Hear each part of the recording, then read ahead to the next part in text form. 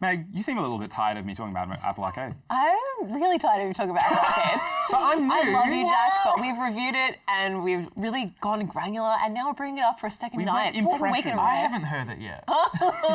Maybe go out for a coffee, or maybe I could summarize. Elevator pitch.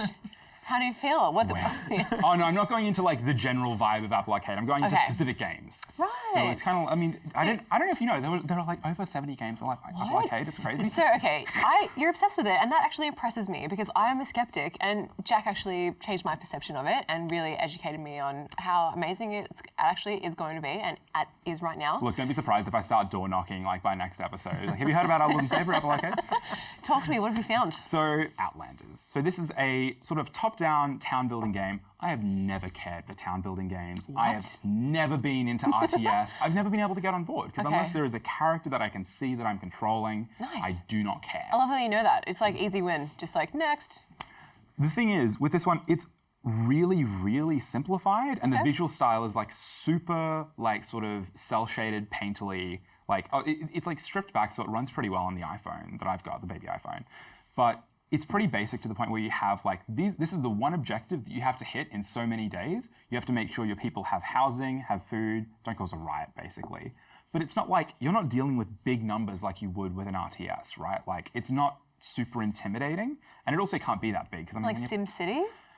That is intimidating. Okay. Yeah. I see. I just wanted to scale. Yeah. No, it's way, way, way, way smaller. Like if I have a town, I'm looking at maybe a dozen and a half people. Like Animal Crossing. It's pretty small. Yay. It's not as character driven as Animal Crossing though. Okay. I feel like the visual style works very, very well on mobile because it's not super detailed. So what you basically get is the information that your brain needs to be like, that looks good, and they understand what's happening. Yeah. So it's really, really striking visual design. Well thought through visual design, I think.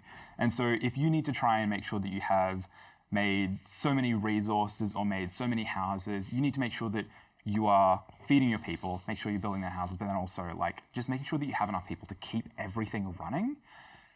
It's not super groundbreaking. I don't know if you guys have thought about that at this point. It's not gonna set the world on fire, but I feel like it's well polished.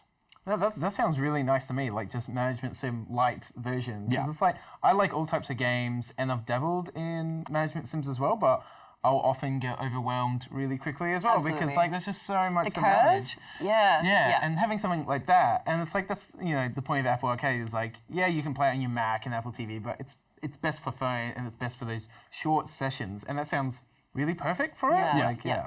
It sounds like it's actually targeting the core market for people that want or have or should be getting Apple Arcade, to be honest. People that aren't into AAA crazy things that are hardcore, let's dabble with a genre that might introduce you to the bigger, wider world later on. Yeah. But I think more, I also, it's so polished at the point where, like, as someone who plays a lot of, like, more polished indie games or more polished, like, AAA games, I can jump in and be like, I'm actually having a really good time. Whereas I feel like a lot of the mobile or like other RTS games can be so overwhelming, especially on mobile, to the point where it's like, this doesn't feel very polished. Okay. Like, why am I here? What are the progression points for you that make you come back time and time again to continue your life? That it's simple. That it is like, you have only so much time to be able to get the main objective and the secondary objective done, which what if you fail? Aren't super unreasonable. What happens? Oh, well, then you hit 40 days and you're like, oh, you didn't do it, start again. Oh, you have to start again? Yeah. Oh, okay. But it's like, it's not that you're trying to build a town and keep building, it keeps getting bigger. It's like, no, you have a set area for this one set mission, and then once you do that, you go to a different place, start from scratch. And I think because it is so bite-sized compared to a lot of other